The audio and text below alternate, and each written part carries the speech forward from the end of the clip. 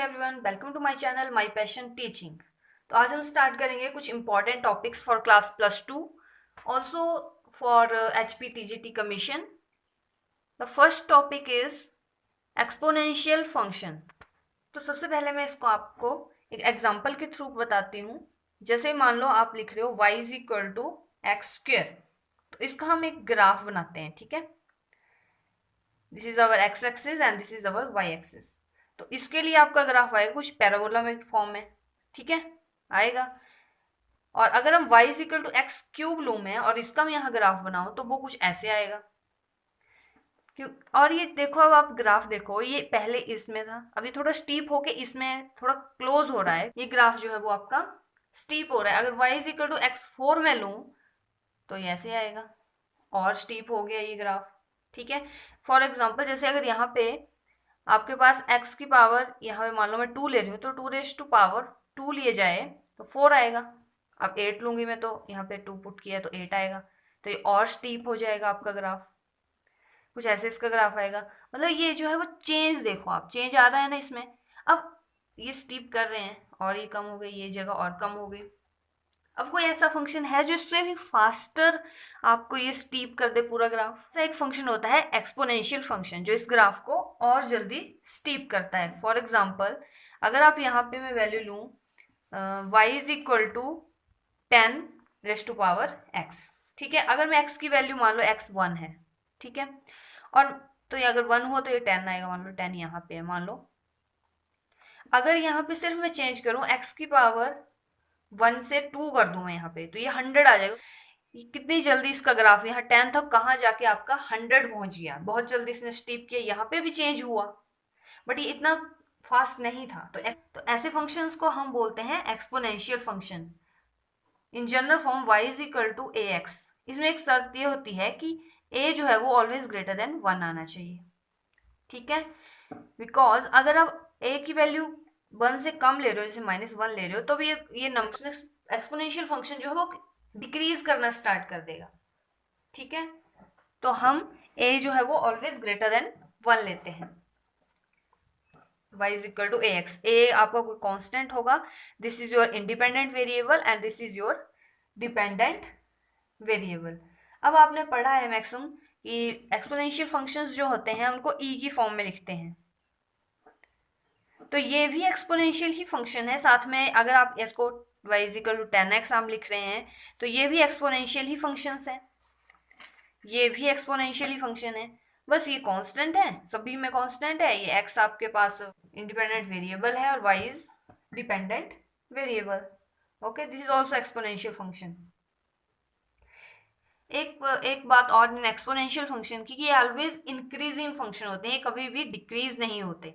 Mainly y is always positive, this is never be negative. आप कोई example लेके देख लो, इज इक्वल टू 10⁻x है तो वहां हम पुट कर देते हैं -1, तो y इज इक्वल टू 1/10। ठीक है, आप यहाँ पे चाहे -10 पुट कर दीजिए, चाहे आप कितनी भी लंबी, या -1000 ही आप क्यों ना ले लीजिए, आप यहाँ पे -1000 ले लीजिए, 10⁻−1000। तो आप लिख सकते हो इसको 10⁻1000। ये कभी भी नेगेटिव नहीं आएगा। इसका ग्राफ जो आता है, ये है आपका एक्स एक्सिस और वाई एक्सिस, तो इसका ग्राफ जो आएगा आपका ऑलवेज पॉजिटिव आएगा, चाहे वो कुछ ऐसे आ जाए, मतलब इस लाइन पे आ जाए, बिल्कुल ऐसे ऐसे टच कर, लेकिन वो कभी भी इस क्वाड्रेंट में नहीं आएगा। ठीक है, और एक और बात, यहाँ पे हमने क्रॉस इसलिए किया क्योंकि जैसे मान लो y इज इक्वल टू, ये एफ एक्स फंक्शन ले लो आप कोई, F X is equal to e⁻x। अगर x की वैल्यू मान लो 0 भी आप पुट करते हो तो ये 1 आएगा। ऑलवेज सभी फंक्शंस में 0 और 1 ऑलवेज आएगा। 0 और 1 जो आपका पॉइंट होगा वो ऑलवेज लाई करेगा सभी एक्सपोनेंशियल फंक्शन के कर्व में, क्योंकि यहाँ 0 पुट कर रहे हो आप तब भी आपके पास 1 आ रहा है। x की वैल्यू 0 होगी तो y की वैल्यू जो है वो 1 हो जाएगी, इसको हम y ले रहे हैं तो यहाँ पे ये y आ जाएगा। तो ये जो आपका पॉइंट है ये सभी कर्व में, एक्सपोनेंशियल कर्व में ऑलवेज आएगा, और ये एवर इंक्रीजिंग फंक्शन है, ये डिक्रीज कभी नहीं होंगे, चाहे आप कितनी भी स्मॉलर वैल्यू, नेगेटिव वैल्यू ले लो। ठीक है, now exponential series, you know x e raised to power x is exponential function, सो आप इसको लिखते कैसे हैं, हम इसको 1x upon 1 factorial plus X square upon 2 factorial plus x cube upon 3 factorial plus सो। ठीक है, this is our general form of E x. जब हम इसको एक्सपैंड करते हैं तो फाइनाइट नंबर्स आते हैं। ठीक है, नाउ अगर आप x की जगह माइनस एक्स पुट करें तो क्या होगा, 1 plus minus x upon 1 plus minus x upon 1 factorial plus minus x square over 2 factorial plus minus x cube over 3 factorial plus 1। इसको हम लिख सकते हैं 1 माइनस एक्स। अल्टरनेटिवली आपके पास माइनस और प्लस आएंगे। ठीक है, प्लस सो ऑन। ओके, अब नॉर्मल अगर हम x हटा दें, यहाँ पे x की वैल्यू 1 पुट कर दें तो ये आएगा 1 factorial 1/2 factorial plus so on. E raise to power -1 करें तो 1 -1/1 factorial plus 1/2 factorial -1/3 factorial plus so on. ठीक है, इनकी एक्सपेंशन ही आप इजीली समझ जाओगे। नेक्स्टली अगर हम इन दोनों को ऐड कर दें, E raise to power X plus E raise to power minus X कर दें तो आपके पास क्या आएगा। अब देखो ये और ये चीज तो कट हो जाएगी, ये और ये चीज भी कट हो जाएगी, नेगेटिव ऑड ऑड नंबर वाले जो आपके पास आए हैं वो कट हो जाएंगे, तो आपके पास यहाँ पे ये भी 2 आएंगे। देखो 1 + 2, तो 2 कॉमन ले लेते हैं हम बाहर, प्लस 1 अंदर ये 1 है, ये आपके पास 2 आएंगे। एक्स कहाँ गया, ये तो कट हो गया। एक्स स्क्वेयर आपके पास 2 आएगा, X square over 2 factorial plus X 4 over 4 factorial plus so on. अब ये 2 इस साइड आ गया, E raise to power X minus E raise to power over 2 is equal to 1 plus X square over 2 factorial plus X 4 over 4 factorial plus so on. वैसे ही अगर हम इन दोनों को माइनस कर दें तो क्या आएगा, सेम वैसे ही प्रोसीजर होगा, लेकिन इसमें अब पॉजिटिव पॉजिटिव वाली टर्म खत्म हो जाएंगी, तो ये आपके पास आएगा 1,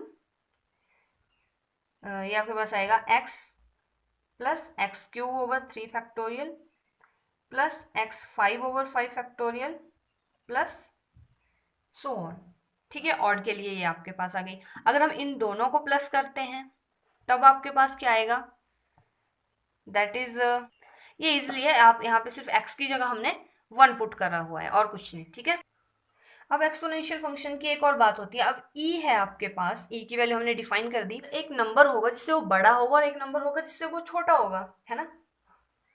तो जैसे अब e है, यहाँ पे हमने ये डिफाइन किया है।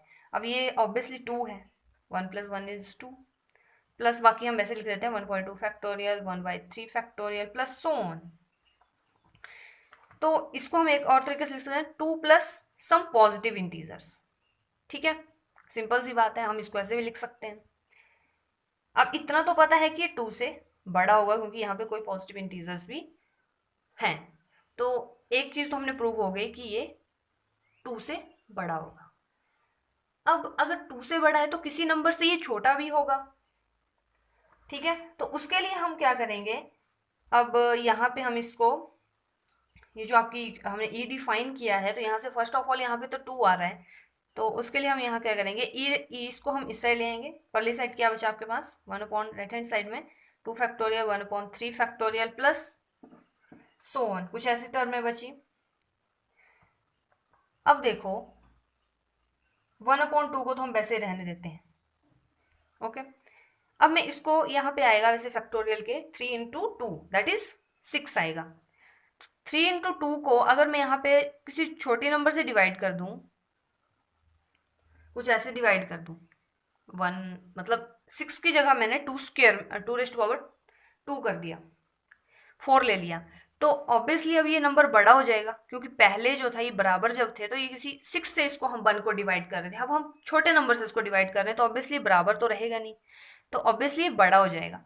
अब इन केस जो 1 अपॉन यहाँ पे 1/4 फैक्टोरियल आएगा, तो उसके लिए अगर हम यहाँ 2 रेज़ टू पावर 3 कर दें तो ऑब्वियसली बड़े होते जाएंगे, ये साइड बड़ी हो जाएगी क्योंकि हम जो ऊपर जो पहले हमने किया था उनसे कम नंबर से इनको डिवाइड कर रहे हैं।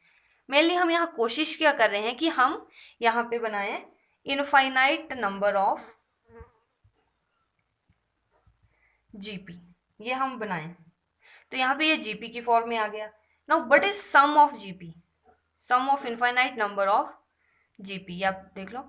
That is a upon 1 upon r where mod of r is less than 1. ठीक है.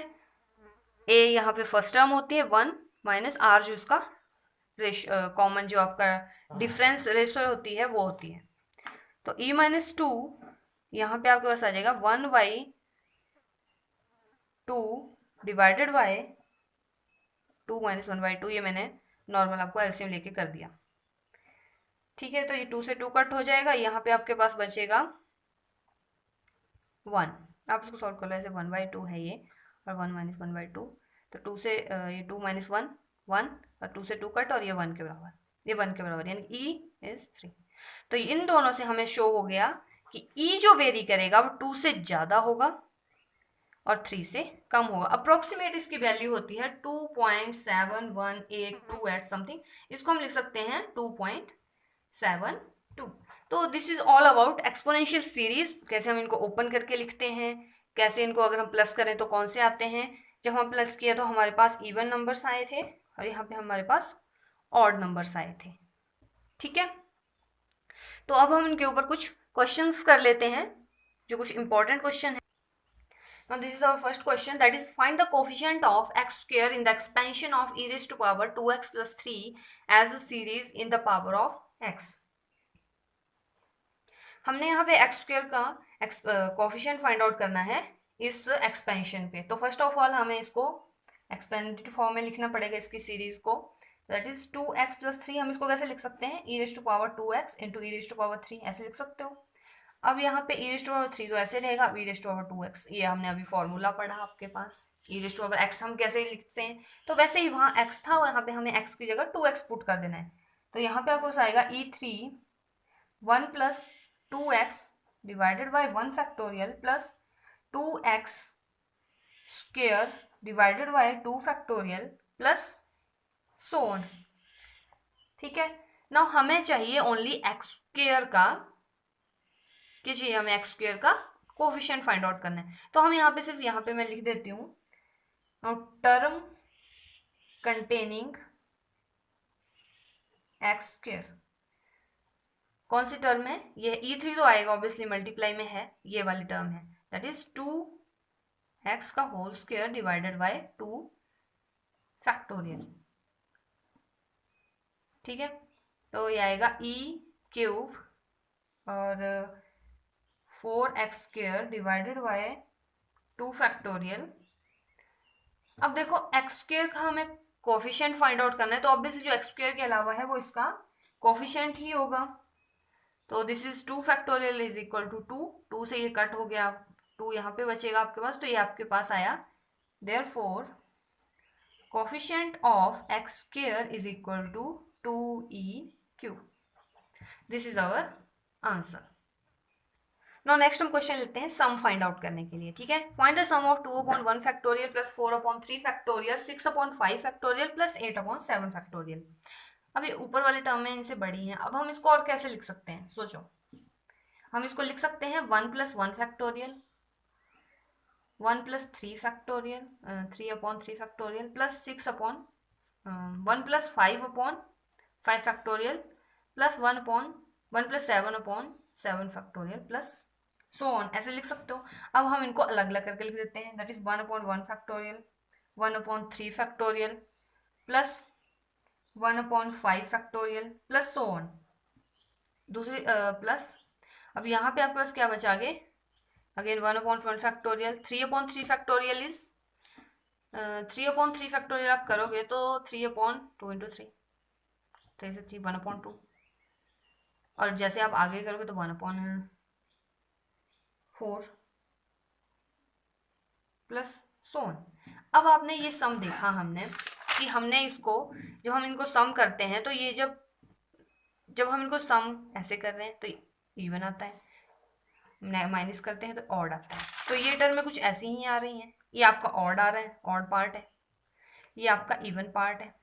तो ऑब्वियसली इवन यहाँ पे आपके पास आ जाएगा e minus e raise to power -1 divided by 2 plus E plus E raise power minus 1 divide by 2। अब इनको सॉल्व कर लीजिए आप, ई से ये इनवर्स कैंसिल, तो आपके पास आ जाएगा 2e divided by 2 that is ई।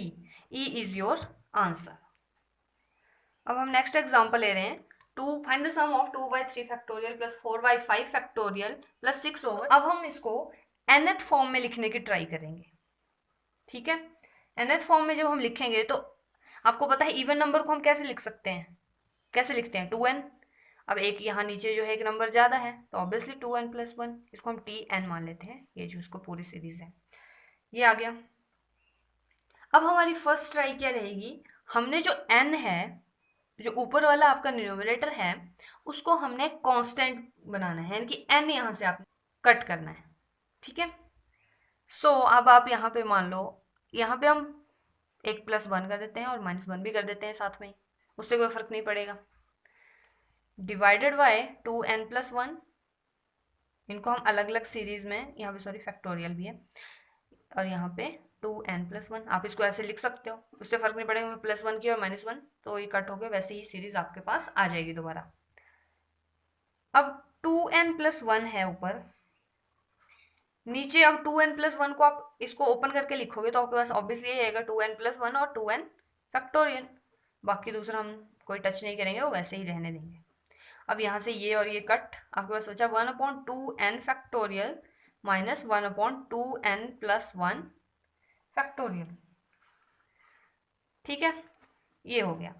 अब हम n की वैल्यू पुट करना स्टार्ट करते हैं, 1 से स्टार्ट करेंगे हम, तो यहाँ पे आपके पास आएगा 1/2 factorial plus 1/4 factorial plus 1/6 factorial, obviously बात है यही आएगा, माइनस इस साइड यहाँ आएगा 1/3 factorial plus 1/5 factorial plus 1/7 factorial and plus so on, ठीक है। तो ये आपके पास फिर से किस फॉर्म में आ रहा है, इवन वाली फॉर्म में, जो हमने यहाँ पे ट्राई लगाया इवन की फॉर्म। बट यहाँ पे एक कमी है कि यहाँ पे 1 नहीं है, ना यहाँ है ना यहाँ है। तो आप अगर इसमें होता है 1 plus E raise to power minus 1 divided by 2, अगर यहाँ से मैं माइनस 1 लिख दूँ तो उससे फर्क नहीं पड़ेगा।